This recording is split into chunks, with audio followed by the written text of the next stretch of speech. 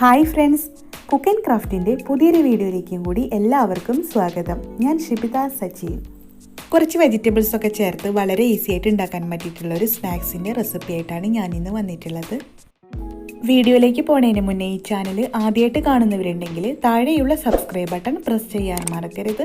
കൂടെ തൊട്ടപ്പുറത്തുള്ള ബെല്ലൈക്കണിലെ ഓൾ എന്നും കൂടി ക്ലിക്ക് ചെയ്തെങ്കിലുള്ളൂ ഞാനിടുന്ന വീഡിയോസൊക്കെ നിങ്ങൾക്ക് നോട്ടിഫിക്കേഷനായിട്ട് കിട്ടുള്ളൂ.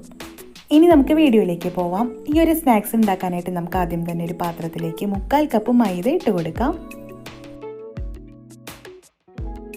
മൈദയുടെ കൂടെ ഞാൻ ഇതിലേക്ക് ഒരു 1/2 കപ്പ് ഗോതമ്പ് പൊടിയും ചേർത്ത് കൊടുക്കുകയാണ്. ഇതിലേക്ക് നമുക്കൊരു 1/2 ടീസ്പൂൺ ഉപ്പും ഇതിൻ്റെ കൂടെ തന്നെ ഒരു 1/4 ടീസ്പൂൺ ബേക്കിംഗ് സോഡയും ചേർത്ത് കൊടുക്കാം. ഇനി ഇതിലേക്ക് നമുക്കൊരു 1/2 ടീസ്പൂൺ മഞ്ഞൾപ്പൊടിയും 1/4 ടീസ്പൂൺ കുരുമുളക് പൊടിയും ചേർത്ത് കൊടുക്കാം. സ്നാക്സിന് നല്ലൊരു ടേസ്റ്റ് കിട്ടാനായിട്ട് നമുക്കിതിലേക്ക് ഒരു 1/4 ടീസ്പൂൺ സാമ്പാർ പൗഡറും ചേർത്ത് കൊടുക്കാം.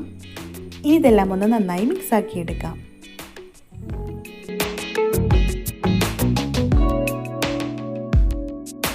മിക്സാക്കി എടുത്തതിന് ശേഷം ഞാൻ ഇതിലേക്ക് ഒരു സവാള ഇതുപോലെ ഒന്ന് കട്ട് ചെയ്തതും കൂടി ചേർത്ത് കൊടുക്കുകയാണ്.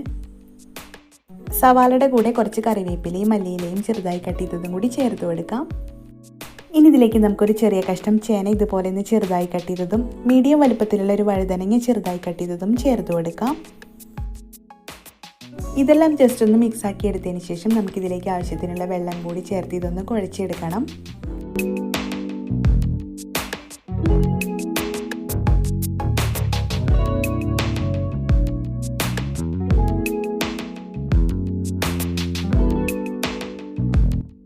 കുഴച്ചെടുത്തതിന് ശേഷം ഞാൻ ഇതിലേക്ക് ഒരു 1/4 ടീസ്പൂൺ നല്ല ജീരകം ചേർത്ത് കൊടുക്കുകയാണ്.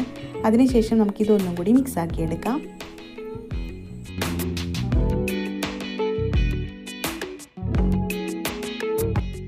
ഈ ഒരു കൺസിസ്റ്റൻസിയിൽ വേണം നമുക്കിവിടെ മാവ് റെഡിയാക്കി എടുക്കാനായിട്ട്. ഇതിനി നമുക്കൊരു 15 മിനിറ്റ് നേരം മാറ്റി വയ്ക്കണം.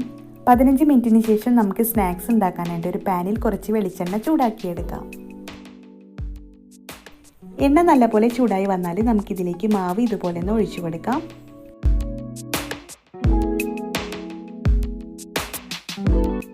മീഡിയം ഫ്ലെയിമിലിട്ട് വേണം നമുക്കിത് ഫ്രൈ ചെയ്തെടുക്കാനായിട്ട്.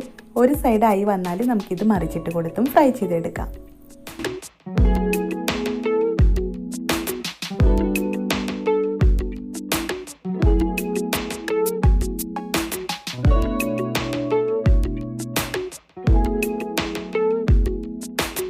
ഇവിടെ ഇപ്പോൾ സ്നാക്സ് 2 സൈഡും ആയി വന്നിട്ടുണ്ട്.